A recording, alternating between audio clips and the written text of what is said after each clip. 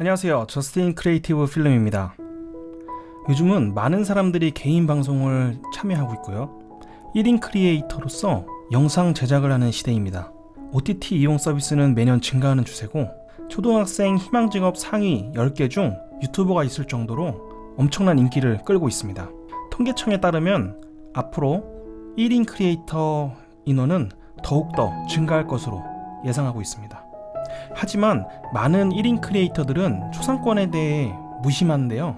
초상권에 대해서 별 생각을 하고 있지 않습니다. 초상권이란 무엇일까요?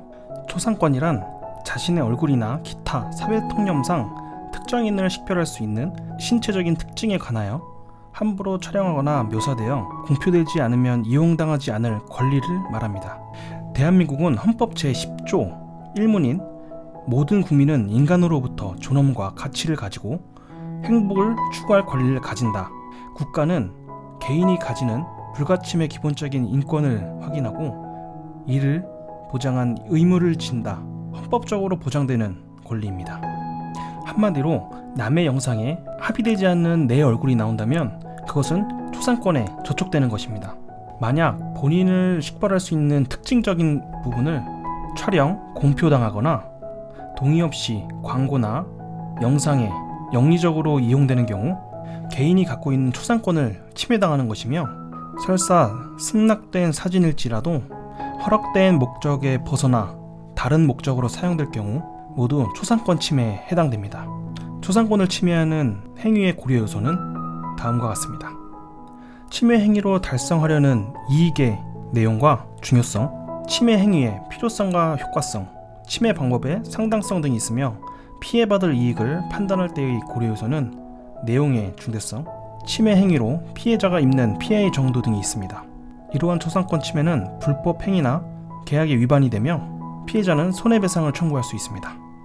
언론사 등에서 본인의 동의 없이 사진을 사용하거나 모자이크를 하지 않고 방송을 할 경우 당사자 동의와 허락 없이 TV에 방송되는 경우 이 모든 것이 포함됩니다. 초상권 침해 손해배상에 대해서 간단하게 말씀드리자면 대한민국 헌법에서 초상권에 대한 내용을 규정하고 있긴 하지만 처벌이 이루어지기 위해서는 민법, 형법이 뒷받침되어야 하기 때문에 초상권 침해를 당할 경우 처벌하기는 매우 어렵습니다. 따라서 사진을 허락 없이 사용할 경우 발생할 수 있는 법적인 문제는 민사상의 문제로 위자료 등으로 가볍게 처벌받을 수밖에 없습니다. 위자료 배상 액수의 경우 사회의 유명성에 따라 금액이 천차만별인데요. 일반인인 경우 500만원 이하의 벌금 형태로 주어지며 만약 사진이 개인의 명예훼손과 관련된 내용으로 결부되는 경우와 명예훼손죄와 모욕죄를 적용할 수 있고요. 성적 욕망, 수치심으로 보여지는 내용들은 성폭력 범죄 등으로 처벌이 가능합니다. 초상권 침해 손해배상 청구권은 피해자나 그 법정 대리인이 손해를 입거나 가해자로부터 안 날로부터 3년간 행사하지 않으면 시효로 소멸되지만 불법 행위를 한 날로부터 10년이 경과하는 순간까지 소멸됩니다. 그래서 우리는 영상 제작 시 본인의 얼굴이 허락되지 않은 영상의 사진이나 얼굴들은 모자이크 처리로 초상권을 보호해줘야 됩니다. 서론이 너무 길었네요. 그럼 파이널 컷 프로 10을 켜고 초상권 보호를 위한 모자이크 처리 방법을 알아보겠습니다. 큐! 파이널 컷 프로 10을 실행시켜줍니다. 파이널 컷 프로 10에서 모자이크하는 방법은 세 가지입니다. 센서, 픽셀라이트, 가우시안 블러. 첫 번째 방법은 이펙트, 스타일라이즈 안에 있는 센서입니다. 먼저 클립을 스토리라인에 불러옵니다. 첫 번째 방법인 센서를 불러오겠습니다. 이펙트의 스타일라이즈 센서. 센서의 기능은 어마운트로 모자이크 입자 크기를 조절할 수 있습니다. 메소드에서 픽셀라이트, 블러, 다큰, 렉탱글 총 4가지를 조정할 수 있고요. 레디우스는 범위를 지정할 수 있습니다. 센터는 가운데 센터를 이동할 수 있고요. 화면에서 뷰어 창에서 이동할 수도 있습니다. 애스펙트 레이시오는 가로 비율을 조정할 수 있습니다. 인버트는 모자이크 아닌 부분으로 반전을 시키는 기능이고요. 어마운트 부스트는 모자이크 입자 크기를 크게 할 수 있습니다. 위 기능 전부 키프레임을 줄 수 있는데요. 키프레임을 한번 다 줘볼까요? 네, 여기서부터 조금 이렇게 이동했을 때 키프레임 사이드도 줄여보고요. 이것도 좀 늘려보고요. 이것도 이렇게 변동이 되죠. 그러면 또 조금 이동했을 때 가운데로 이동하고 다시 줄여주고 그러면 키프레임으로 이동하면서 크기도 변하고 모자이크 크기도 변하고. 하지만 단점은 원형으로만 모자이크를 설정할 수 있습니다. 아까 메소드에서 렉탱글을 할 수 있지만 다큰 밖에 사용할 수 없죠. 사각형이나 다른 특정 모양으로는 불가능합니다. 이번에는 두 번째 방법입니다. 이번에도 역시 이펙트 스타일라이즈 안에 있는 픽셀레이트를 적용시켜 보겠습니다. 픽셀레이트를 적용시켜주고요. 처음 적용시켰을 때는 전체 화면이 모자이크 처리가 됩니다. 어마운트로 모자이크 입자 크기를 조정할 수 있고요. 센터 위치를 바꿀 수 있습니다. 모양도 사각형으로 바꿀 수 있고요. 모자이크 부분이 어떻게 처리가 됐는지 뷰 마스크로 확인할 수 있습니다. 인버트 마스크는 선택 영역 쉐이프를 마스크 아닌 곳으로 모자이크가 변경됩니다. 마지막으로 세 번째 모자이크 방법입니다. 아마도 영상인들이 제일 많이 쓰는 방법입니다. 이펙트, 블러에서 가우시안 블러를 적용해 줍니다. 이번에도 전체 화면에 블러 처리가 됐는데요. 가우시안 블러는 흔히 보이는 픽셀 모자이크와는 달리 뿌연 느낌의 모자이크입니다. 배경과 자연스럽게 모자이크를 줄 수 있고 가로와 세로를 조절하여 느낌을 달리 줄 수 있습니다.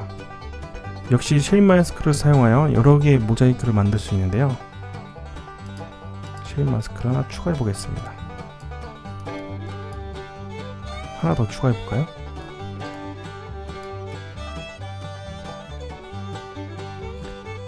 이것도 역시 키프레임을 전부 줄 수 있는데요. 키프레임을 모두 적용을 시켜보고 이동을 시켜보면서 적용을 해보겠습니다. 사이즈도 조절하고요.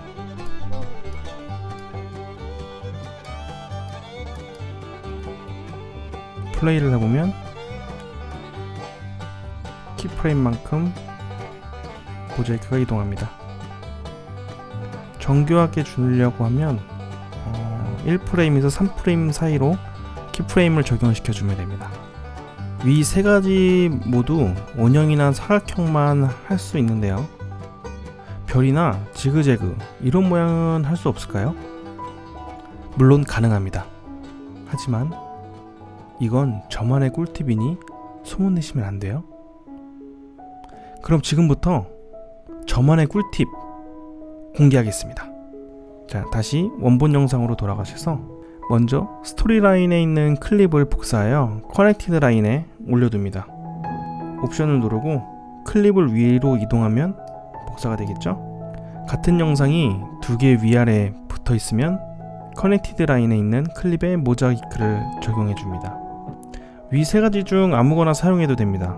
단 영상 전체에 모자이크를 적용시켜 주셔야 합니다. 저는 가우시안 블러를 사용해 볼게요. 네, 전체가 가우시안 블러로 적용이 됐고요. 들어가 있는 키프레임들은 전부 취소를 할게요. 네, 그러면 여기서 어떻게 모양을 적용시켜 줄 수 있을까요? 마스크에서 드로우 마스크를 선택해 줍니다. 마스크는 이펙트에서 마스크, 드로우 마스크를 선택해 주고요. 커넥티드 클립 위에 올려줍니다. 그리고 마스크를 지정해 주는데요. 정교하게 해야 되지만 강의 편의상 빠르게 적용을 시켜 보겠습니다. 이런 모양의 마스크가 생겼는데요. 다른 배경 화면은 정상적이고 마스크 처리한 부분만 블러 처리가 됐죠. 그러면 이것을 키프레임을 줘서 따라가게 만들어 보겠습니다. 만약에 크기 변경을 주실 거라면 트랜스폼도 적용을 시켜주면 되고요. 네, 한 이 정도까지만 해볼게요.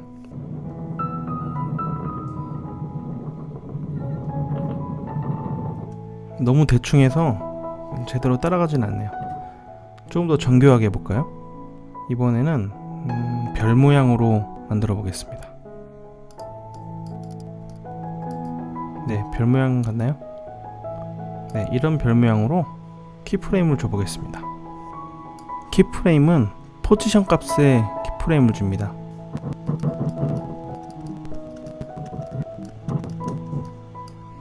네, 키프레임을 다 줬는데요. 한번 플레이 해볼까요?